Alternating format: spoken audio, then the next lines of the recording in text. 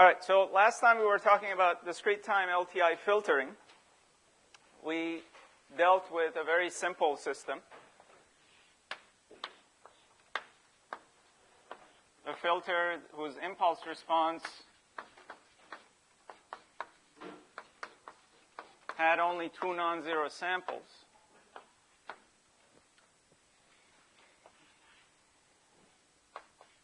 And because its region of support, which is the interval over which its values are non-zero,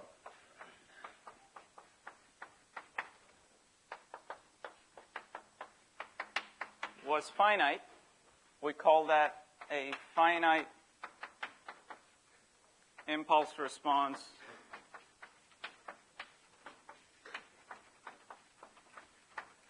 or FIR filter.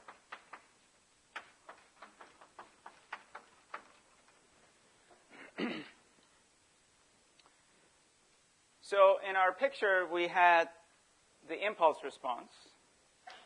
From the impulse response, you figured out that there is a difference equation that governs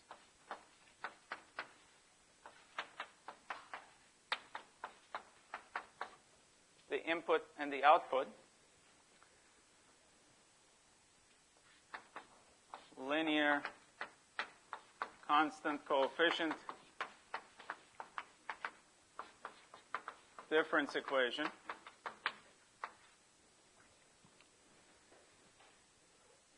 You also found from the impulse response the frequency response of the system.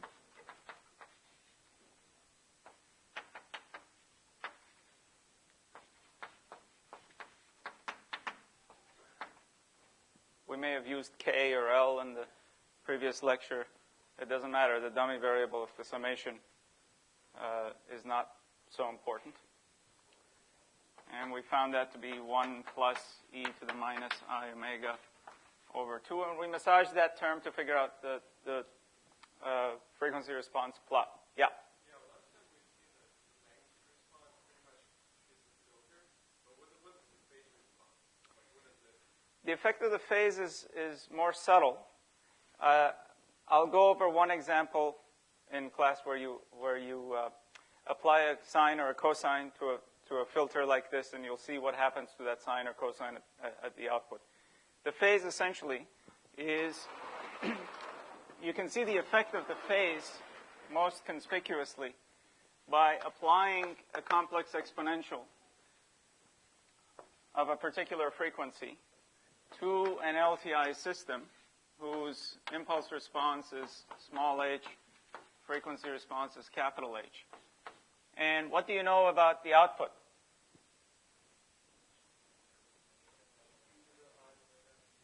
E to the I omega naught n. So the same frequency comes out. Scaled by what? H evaluated at omega naught. Okay? Now, H, in general, look at that summation. It's a linear combination of a bunch of complex exponentials where the coefficients in the linear combination are the impulse response values.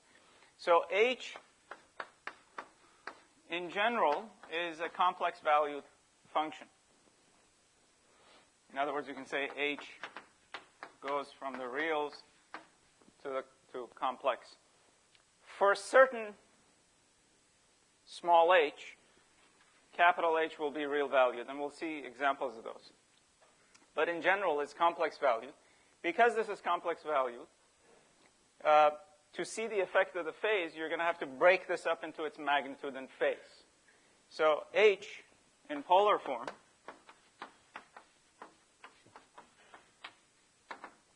H of omega is the magnitude times the phase. Okay? So what happens at the output then? At the output, you'll have H of omega naught. E to the I, omega naught plus the angle introduced, or the phase difference introduced by the filter. Okay? this is the amplification, how much the filter favors this particular frequency. For some omega naught, this value will be small. For some omega naught, this value will be large. For other values, it'll be in some intermediate range. And the phase of the filter tells you how much this sinusoid moves back and forth to the left or to the right. Now, the effect becomes very complicated when you have a signal that consists not only of this frequency, but other frequencies. You saw an example of an audio signal that I shifted the slide bar. And you saw how just changing the relative phase of one signal with respect to the one sinusoid with respect to the others mangled the overall sum of the signals. So the effect of the phase is not very easy to see. And in fact, it's so complicated that there are some filters whose magnitude response is constant. And all they do is introduce phase for certain bizarre applications. So at this stage, it's kind of premature to talk about what this phase actually does. You need a lot more equipment, like Fourier transform theory and so on. And we'll do a reasonable amount of that near the end of the semester. But right now, I want you to focus on the magnitude response. That's really what your audio equalizer does. And that's the view we want to take for now about a filter. Yeah, question? There is. Thank you. Omega naught n plus. Yeah. So you can actually pull out this angle, and you'll have an n plus something or other. And it's a quasi-shift in the signal. Of course, you can't think of half-sample delays or fractional sample delays. But essentially, the effect of the phase is in that complex exponential. It's complicated enough for a simple exponential. It gets even more complicated when your input signal is a linear combination of these complex exponentials. But I want you to focus on this right here, because that's what's going to determine whether the filter kills a particular frequency or amplifies a particular frequency or just lets it go through unchanged. Okay, so we've got the impulse response in the time domain. We've got the difference equation in the time domain.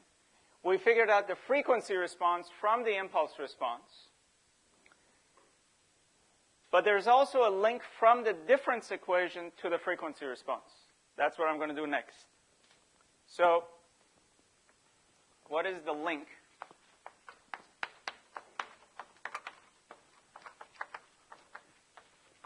between the linear constant coefficient difference equation and the frequency response?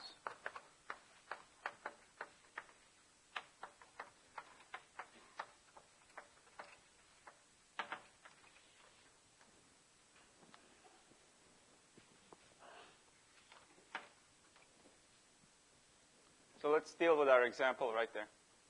Y of n is equal to 1/2 x of n plus 1/2 x of n minus 1.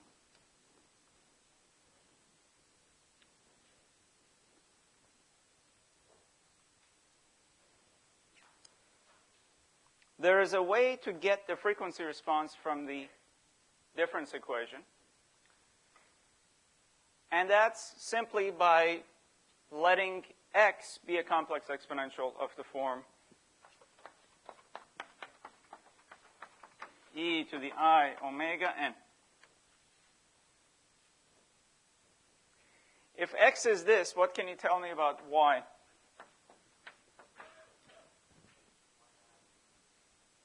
H of omega e to the I omega n. Okay? Because the system is LTI. Because system is LTI.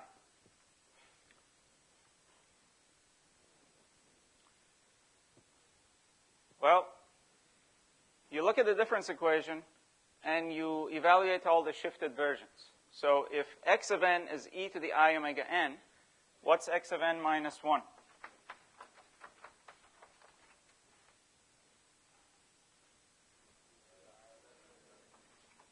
you see an n, you replace it with n minus 1. So it's e to the I omega n, e to the minus I omega.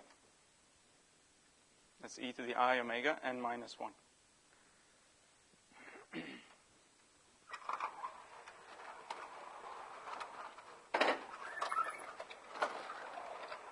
I don't have any other shifted versions of any signal in my equation in this particular case. So now I just plug in.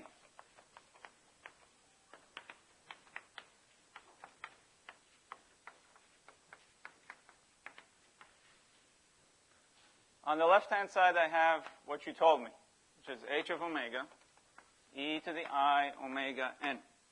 On the right-hand side, I have 1/2 e to the I omega n plus 1/2 e to the minus I omega e to the I omega n.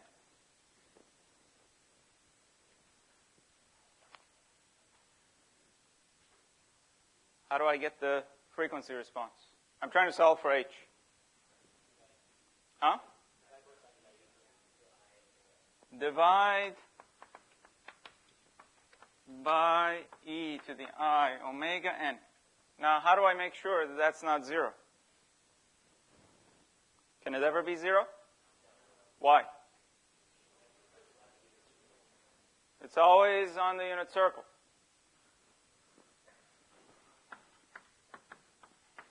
We're guaranteed this isn't equal to 0 because it's on the unit circle.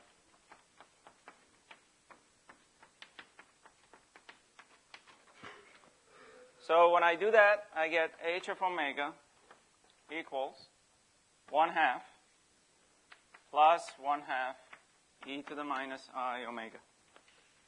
That's exactly what I had before. So now we have the impulse response. We figured out the frequency response from there.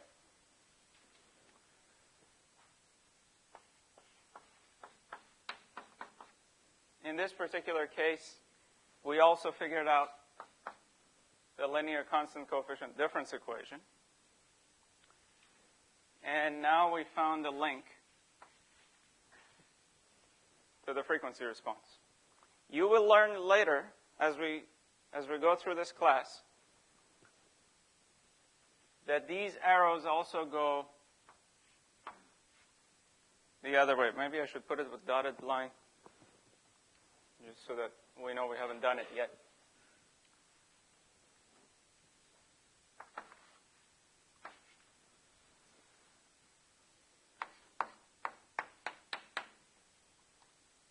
And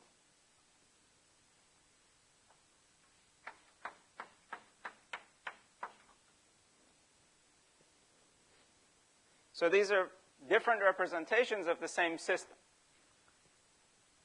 I can represent the discrete time LTI system with its impulse response, equivalently with its frequency response, or with the linear constant coefficient difference equation.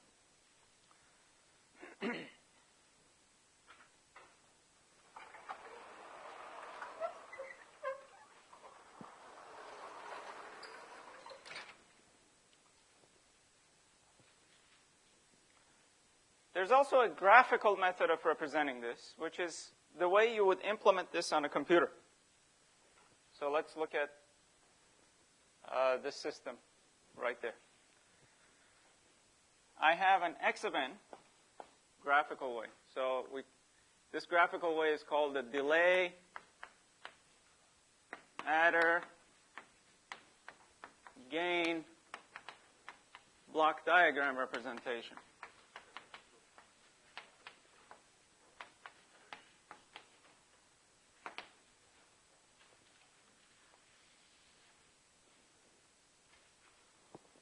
When I want to implement this, how many storage elements do I need to figure out the output at any given time, n? How many storage elements do I need?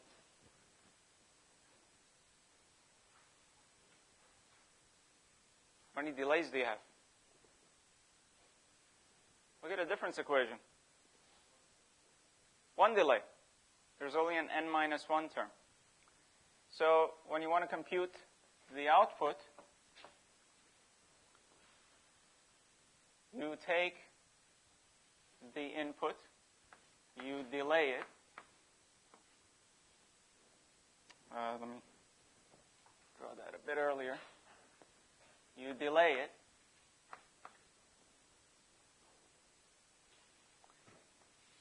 The output of a delay is x of n minus 1. And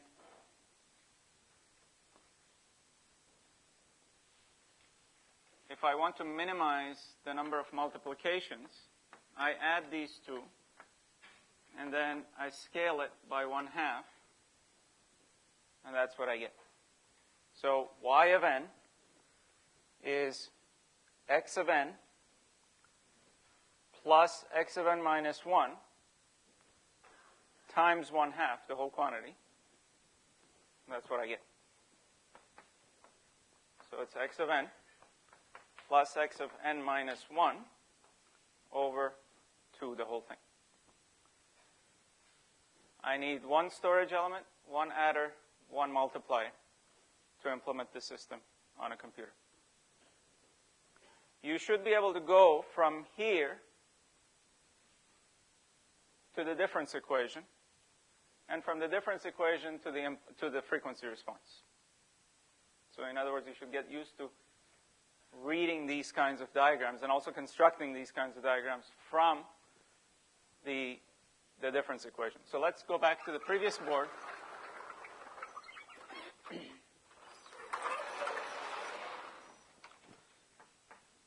And put a fourth element in our graph, delay adder gain block diagram. From this, you should be able to actually from the difference equation, you should be able to go to the delay adder gain block diagram, and backwards. Maybe I should use a different line there so we don't get mixed up.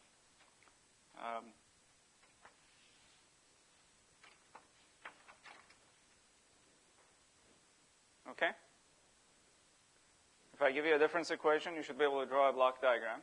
I may tell you implement the block diagram with the minimum number of delays, minimum number of adders, and minimum number of multipliers.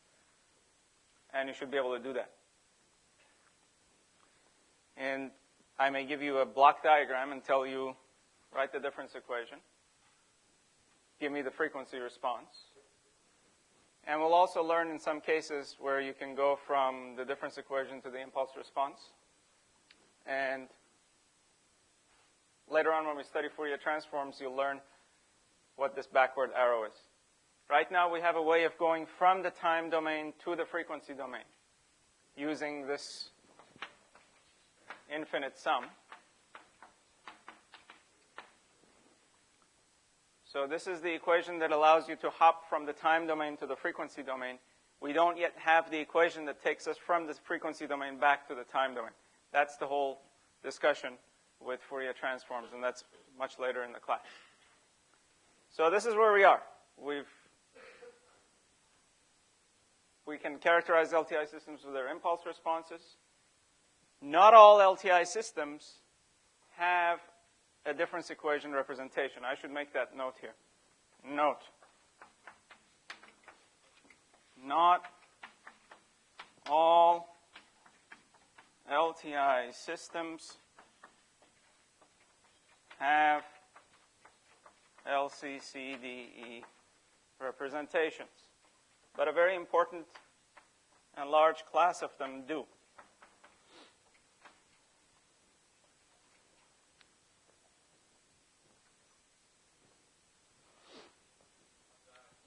Bonsai.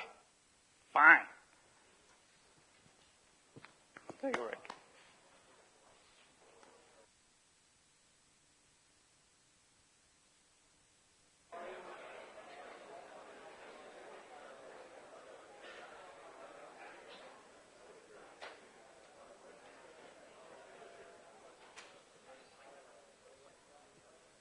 So the bonsai break was called just a tad bit early. You know, when I write a comment like this, it begs a question. What is that question? Exactly. So, an example of such a system. An example of a system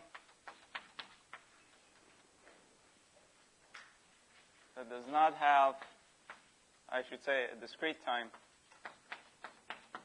LTI system that does not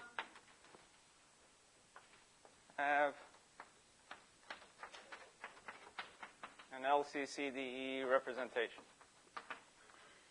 Unfortunately, the answer will disappoint you because we're not fully equipped to see why this is the case, but I will give it to you anyway.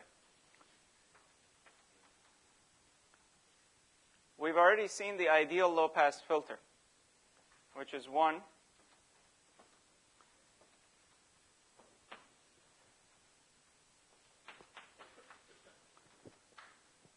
over a certain frequency band.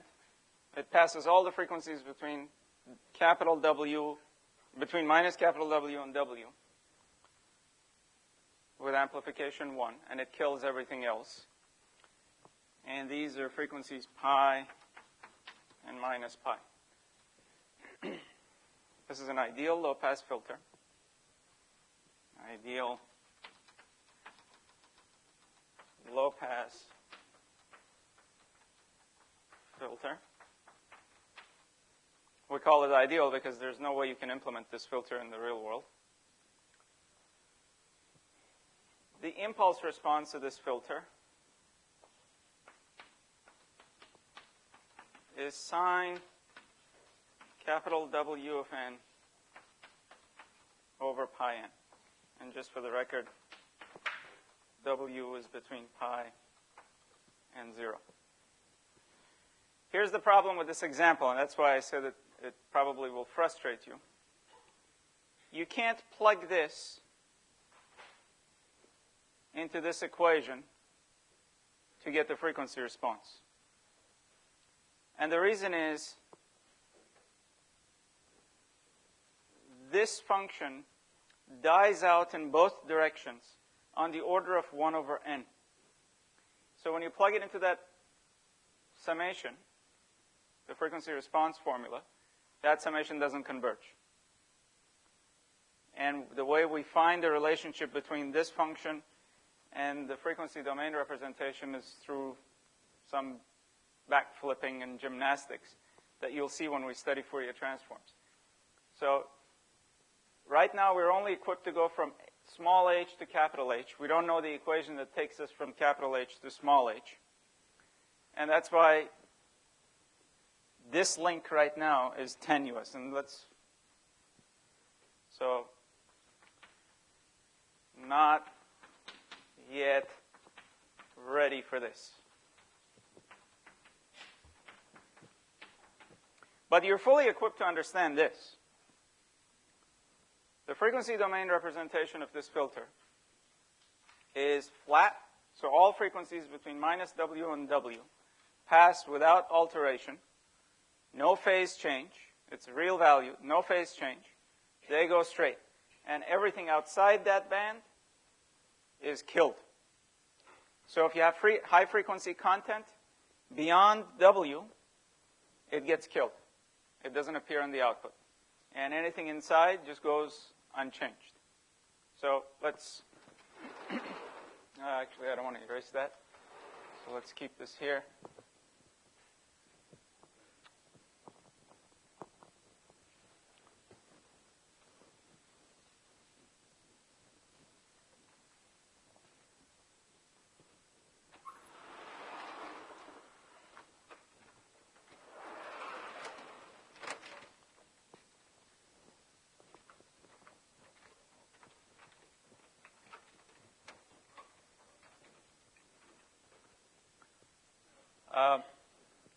So let's say my filter is pi over 3 to minus pi over 3. This is my filter. Okay? I give this filter the input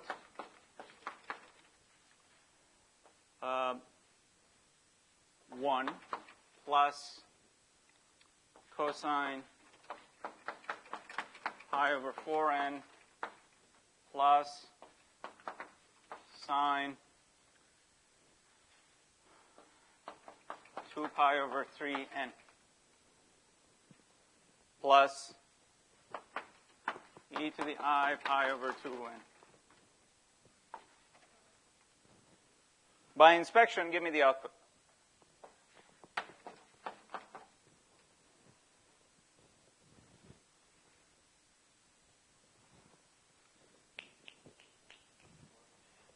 What gets passed? What gets killed? 1 plus cosine pi over 4n. That's it. Because these, the frequency 2 pi over 3 and pi over 2, are outside the pass band. This is the pass band.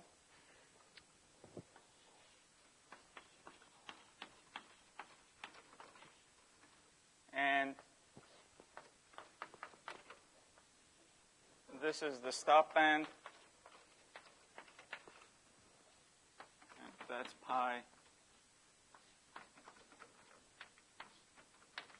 stop band. You don't have to break the cosine into complex exponentials. You don't have to break the sine into complex exponentials. Because this filter is real valued. Whatever it passes with amplification 1 and phase of 0. Its magnitude in the pass band, it's 1, the number 1, real number 1. And the phase of the real number 1 is 0. And whatever it kills anyway. You don't care about the phase. 0 has undefined phase, but it kills it. So what comes out will be H. So let me actually label these terms. What comes out will be H of 0 times 1, which is e to the I 0n. That's what this 1 is, 0 frequency, e to the I 0n. This one, if you were to split it, would have been 1/2 e to the I pi over 4n times h of what? H of pi over 4, which is 1, plus 1/2 e to the minus I pi over 4n, h of minus pi over 4, which is 1. Plus, you do the same thing for this guy. Plus 1 over 2i, h of what?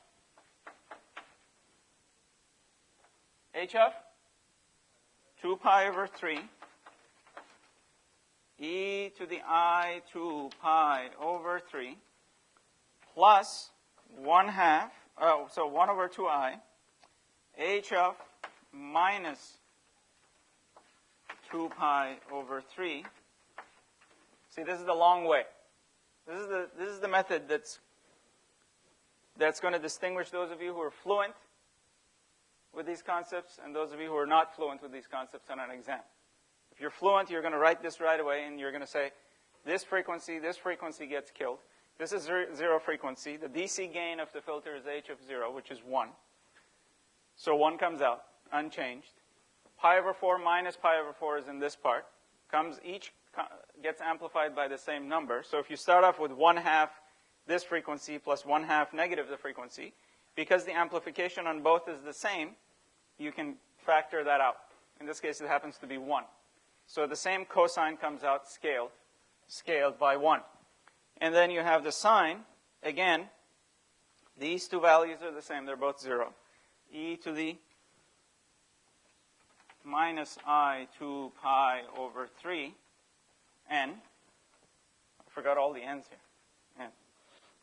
Plus this guy, h of pi over 2. Sorry about the clutter. E to the I pi over 2 n. So you either take my way or the scenic way. Depends on how fast you want to get there. So in terms of understanding what this filter does, you should have no problem. The problem is we don't know what this link is right now. Because on the one hand, we can't use this expression to go from here to here. So I can't even ask you to verify it. That summation doesn't converge. And we don't yet know the opposite direction. It turns out we established the relationship between these two using the equation that corresponds to this red dotted arrow. And that's where we deal with Fourier transform. So you've got to be patient. But I will tell you this. Any LTI system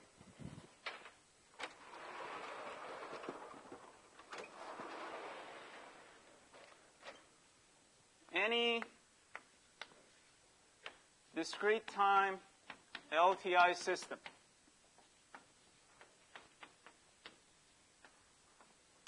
whose impulse response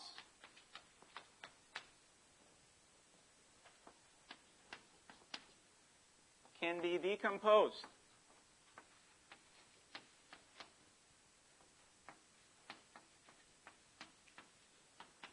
into a linear combination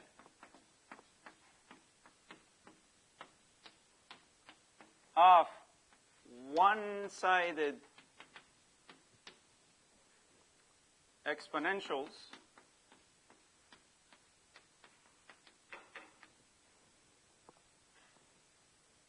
and by one-sided exponentials I mean alpha to the n, u of n, or shifted versions of these, or beta to the n, u of minus n, or shifted versions of these, has a difference equation representation.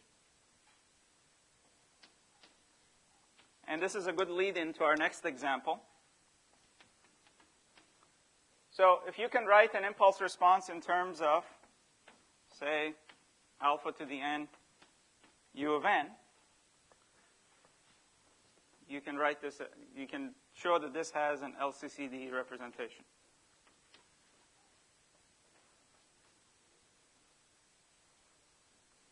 Has, and that's going to be our next example. That sinc function here, this is a sinc-like function. This is a discrete time sinc, essentially. Cannot be written in terms of exponentials in one direction or the other, or a linear combination thereof. And that's why you run into trouble. So let's go to this example, and we'll see what I mean. So we're now moving into infinite impulse response. That's actually a misnomer, impulse response. It's understood that this is infinite duration, not infinite in terms of value. Infinite duration impulse response, or IIR filters. Let's do an example. And that's going to be our example, actually. H of n is alpha to the n, u of n. For now, I'll assume that alpha is real. For now, assume alpha is real and it's less than 1 in magnitude. Actually, let's keep it positive for now. Let's assume alpha is less than 1 and greater than 0. An example of this, when alpha is, for example, 1/2, is a decaying lollipop sequence. When we say one-sided, we mean that it's truncated on one side, either on the left side or on the right side. This one is truncated on the left side. So everything is 0 up until 0. Its value is 1. Then it becomes 1/2, 1/4, and so on. So this is h of n. I'm claiming here that if it has a truncated or one-sided complex exponential representation, or a linear combination of these terms, I can find the linear constant coefficient difference equation for it. What I want you to do with your neighbors is determine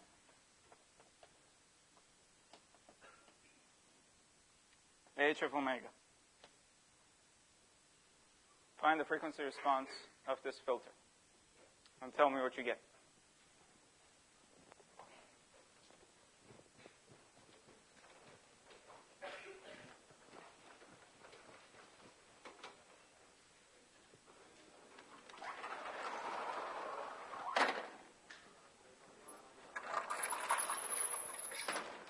And I also want you to think about why I'm insisting that this alpha be between 0 and 1.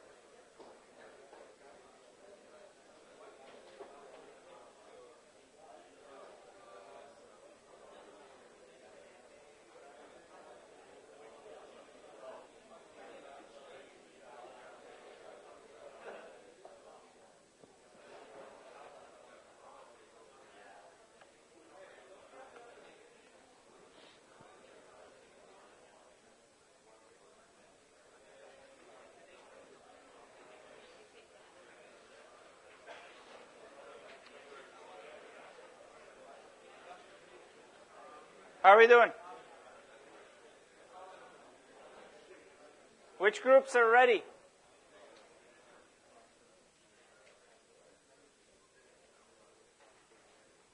That can't be right. I didn't ask you if you're confident about your answer.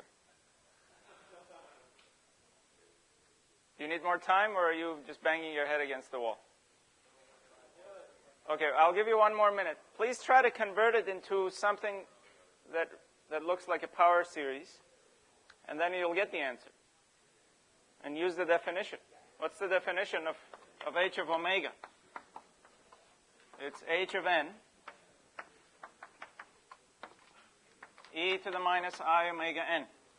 Plug in the expression for h, figure out how it influences the limits of the sum, and then convert what's in the sum into a power series representation, and then the answer pops out.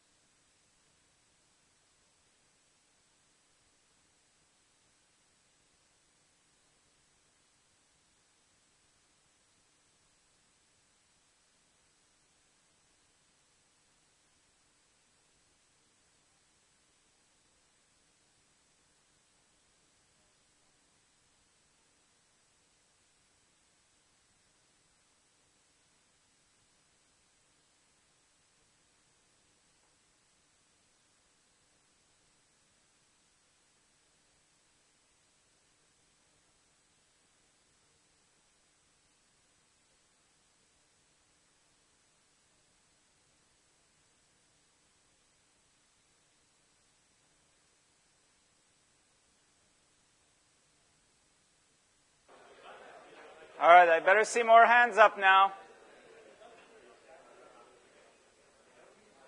It's yours. Sorry, Meatball, I'm bypassing you today.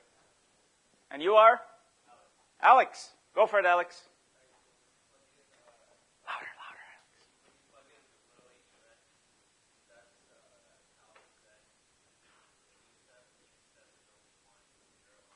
Alex.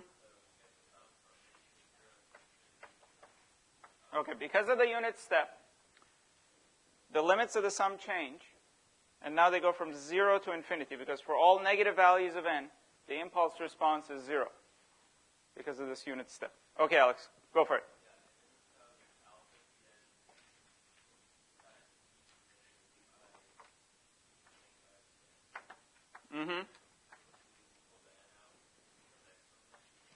So you have the power series from 0 to infinity. And Alex wants to pull the n out. And what are you left with? Alpha e to the negative I omega. And why can we use this formula?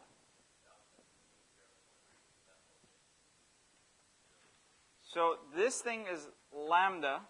Lambda is being raised to the nth power. And the absolute value of lambda is the absolute value of e to the minus I omega. And that's equal to what, Alex?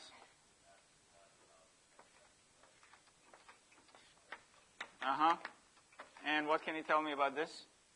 It's 1. So this is equal to the absolute value of alpha. And you know that that's less than 1. And so you can use the closed form expression for the sum. And what do you get, Alex?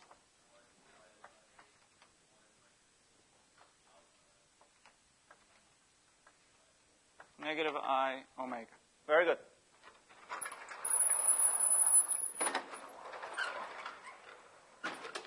So h of n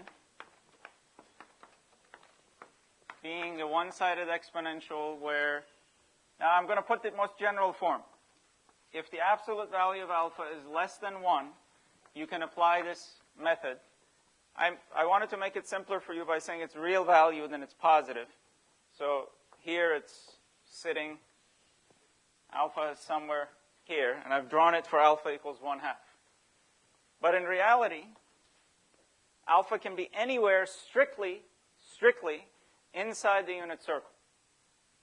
As long as it's strictly inside the unit circle, you can go through the same process. And being strictly inside the unit circle can be represented with this inequality. In that case, h of omega is 1 over 1 minus alpha e to the minus I omega.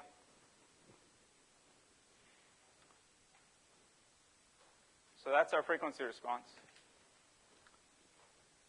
I'll talk about how to plot the magnitude response of this filter a little later.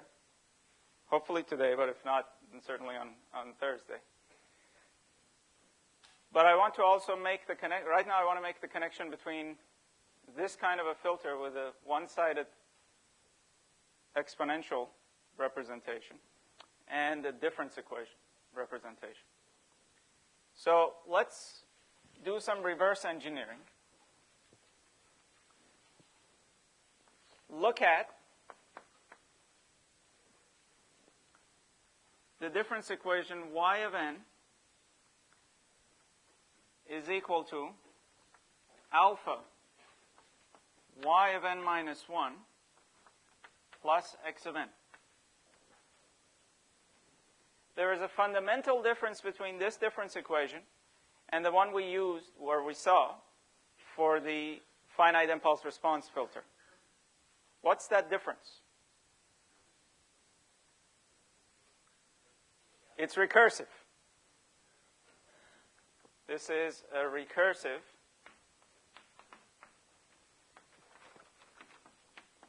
difference equation. In the other case, you had no recursion. For finite impulse response filters, there is no recursion. Recursion is characteristic of IIR filters.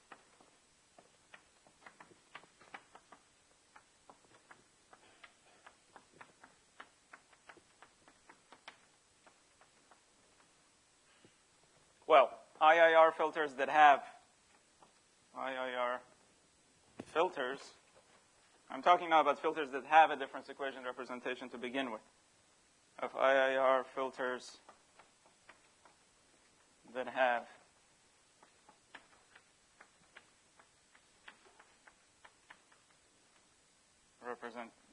difference equation representations.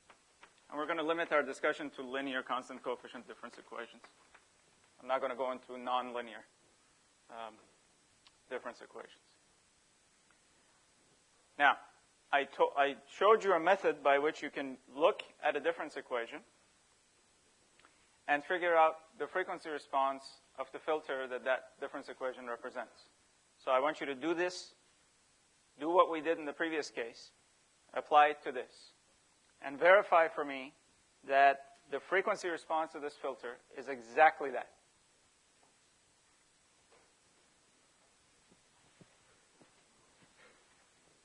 Determine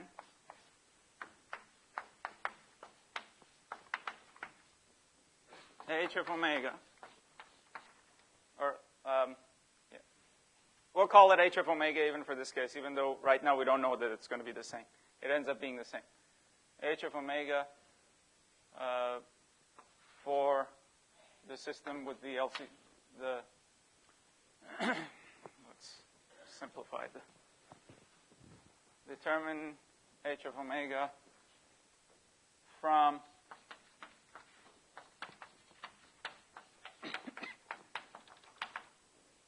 so do that and tell me what you get. Alpha has the same restriction. Why do I insist on alpha having the same restriction? Let's say I'm solving it exactly in this way. I'm solving it going forward in time. So y of n is alpha times the previous value of y plus x of n. This says the output at the current time is alpha times the previous output plus the current input.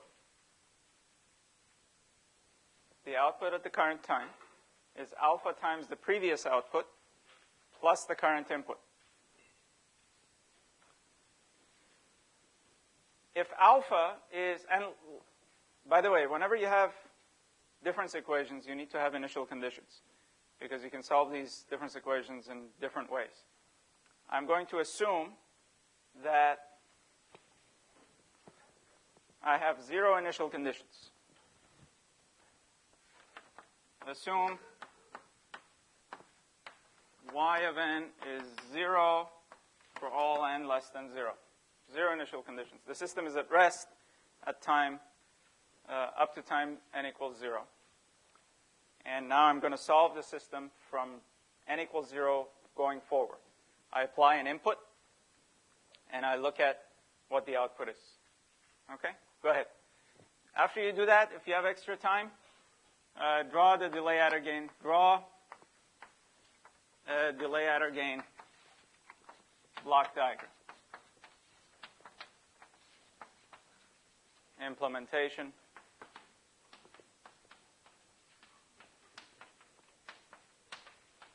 For the system. Go for it.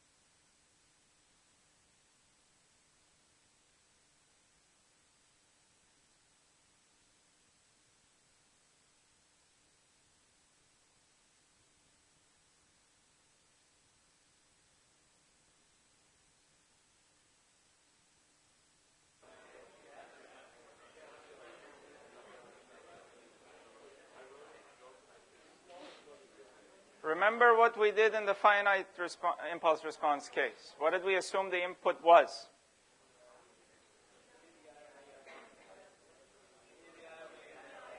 Complex exponential, e to the I omega n.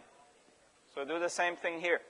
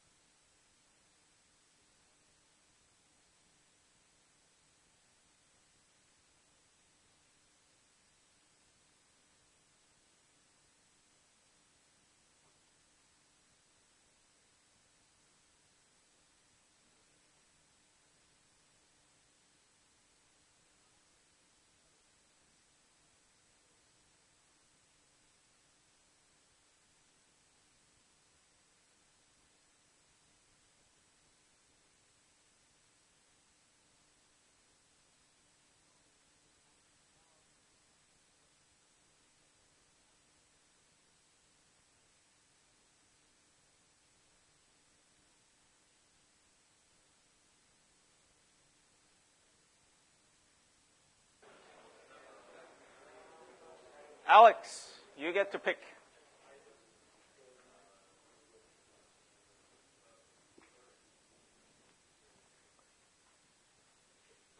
The Green Party. Yes. Okay, my name is Ronak.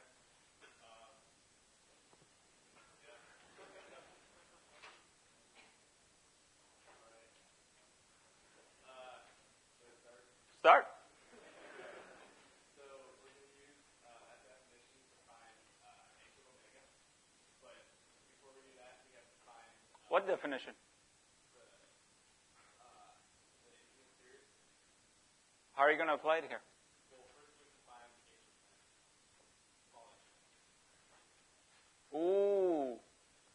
Well, you can go about it that way, but that's going to take longer. Going from the difference equation to the impulse response is not always easy. It's doable in this case, and we'll certainly do that.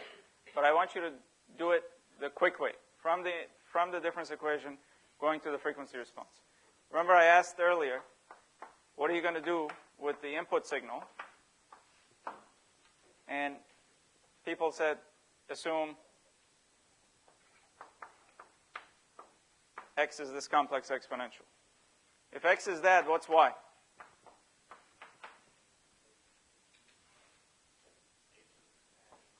H of? H of omega. E to the I omega n. So now plug these two into the difference equation. On the left-hand side, what do you have?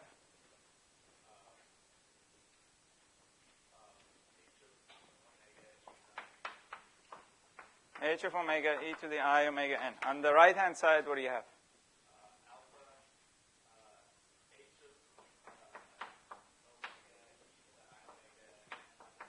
E to the I omega n minus 1. I'm going to put the minus 1 up here. Plus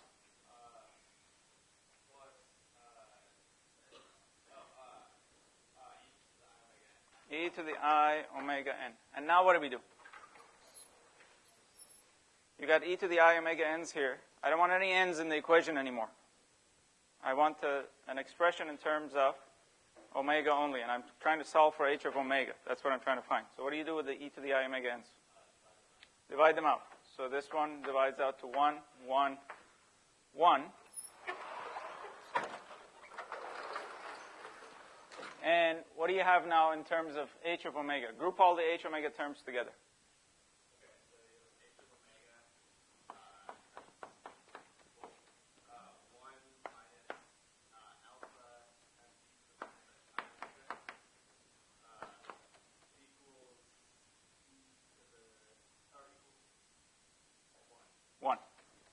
And so h omega is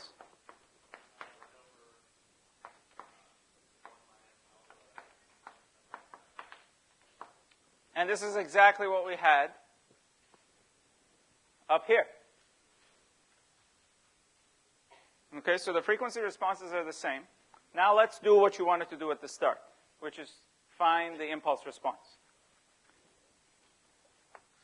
How do you find the impulse response? What do you set the input equal to? The impulse. So to find h of n, let x be the impulse, that innocent-looking signal. Okay? When the input is the impulse, the output we call the impulse response. And so instead of calling it y, I call it h. So the same recursion holds, except now wherever I see a y, I replace it with an h. Alpha h n minus 1 plus delta of n. Okay? And h of n is 0 for n less than 0, because I've told you the system is, the output, whatever it is, it's 0 for negative time. Now let's start going from n equals 0. H of 0 is alpha times h of minus 1, which is 0, plus 1. So h of 0 is 1. h of 1 is alpha times h of 0 plus. So from this point on, the delta n doesn't contribute anymore. Delta n was non-zero only for n equals 0. And from this point on, it doesn't appear. All these second terms are going to be 0. I'm going to write it explicitly here. But, so this is equal to what? Alpha. h of 2 is equal to?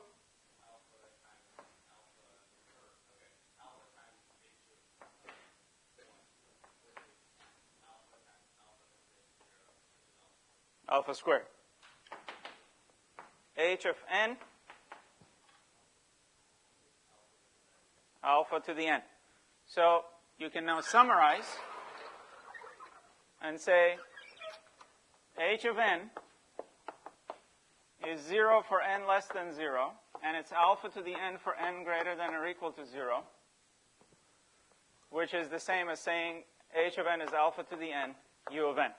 And now we've closed the loop with the previous example. It's not always easy to figure out the impulse response from the difference equation, but in this particular case, you see the pattern after you write out a few terms. So now we have the impulse response, the LCCDE, the frequency response, and we went from here to here. We went from here to here. In the previous part, we went from here to here. And now you're beginning to see all these links filling up between all these nodes of the graph. What we haven't done yet, and it looks like we're going to have to postpone that till Thursday, we haven't drawn the delay-Adder-gain block diagram. So do that, and we'll see you on Thursday. Oh, I'm going to have, before I forget, tomorrow, let me just check my calendar, make sure I'm all good for tomorrow. Tomorrow, Wednesday. From 2 to 4,